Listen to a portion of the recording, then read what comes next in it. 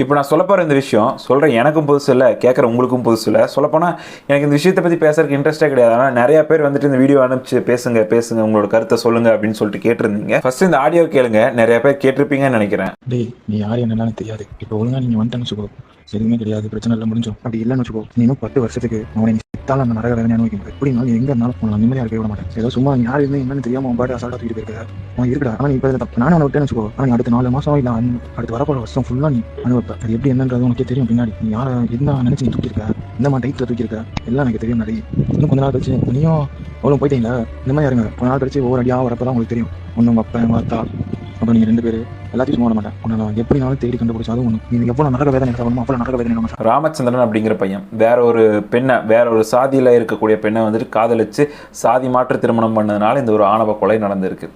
இதுக்கு முன்னாடி கவின் கொலை வழக்கு அதே கதை தான் இப்போவும் நடந்திருக்கு. ரொம்ப கொடூரமாக இருக்குது. என்னோட கேள்வி என்ன அப்படின்னா, ரொம்ப சிம்பிளாக எனக்கு ஜென்ரலாக வரக்கூடிய கேள்வி என்ன அப்படின்னா, இந்த அளவுக்கு ஒரு கொடூரமான வாய்ஸ் நோட்டை அனுப்பிச்சிட்டு அதே மாதிரி கொடூரமாக கொலை பண்ணுறதுக்கு ஒரு தைரியம் எங்கிருந்து வருது?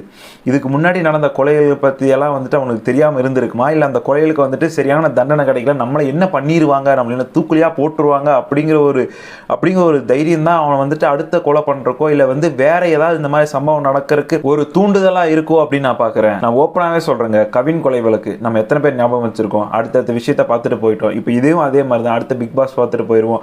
அதே மாதிரி தான் இன்னும் நம்மளுக்கு சில விஷயங்கள் வந்துக்கிட்டே இருக்கும், சில விஷயங்கள் போய்கிட்டே இருக்கும். இதை நம்ம பெருசாக மண்டையில் வச்சுக்கிற அளவுக்கு நம்மளுக்கு வந்துட்டு நேரமும் கிடையாது, அதை பற்றி அக்கறையும் கிடையாது. இதுதான் யதார்த்தமான உண்மை. நான் இன்னைக்கு இதை பற்றி பேசுகிறேன்னா நாளைக்கு வேறு ஏதாவது பற்றி பேசிகிட்டு இருப்பேன். இப்போ எப்படி ஆயிடுச்சுன்னா, இதுதானே தமிழ்நாட்டில் இதுதானே அப்படிங்கிற மாதிரி ரொம்ப ஒரு காமனான ஒரு விஷயம் ஆயிடுச்சு. தமிழ்நாட்டில் நடக்கக்கூடிய விஷயங்கள் தானே அப்படிங்கிற மாதிரி ஒரு கட்டமைப்பு வந்துருச்சு. சரி, இதுக்கு என்னதான் தீர்வு, இதுக்கு என்னதான் முடிவு அப்படிங்கிற ஒரு கொஸ்டின் கண்டிப்பாக எல்லாத்து மனசுலையுமே இருக்குது. என்னை பொறுத்த வரைக்கும் நான் என்ன நினைக்கிறேன் அப்படின்னா, கடுமையான தண்டனை இல்லை அப்படிங்கும் பட்சத்தில் இது கண்டிப்பாக திரும்ப நடக்கும். கடுமையான தண்டனை அப்படின்னா என்னென்னு கேட்டிங்கன்னா, மரண தண்டனை தான். இதில் எந்த சந்தேகமே கிடையாது.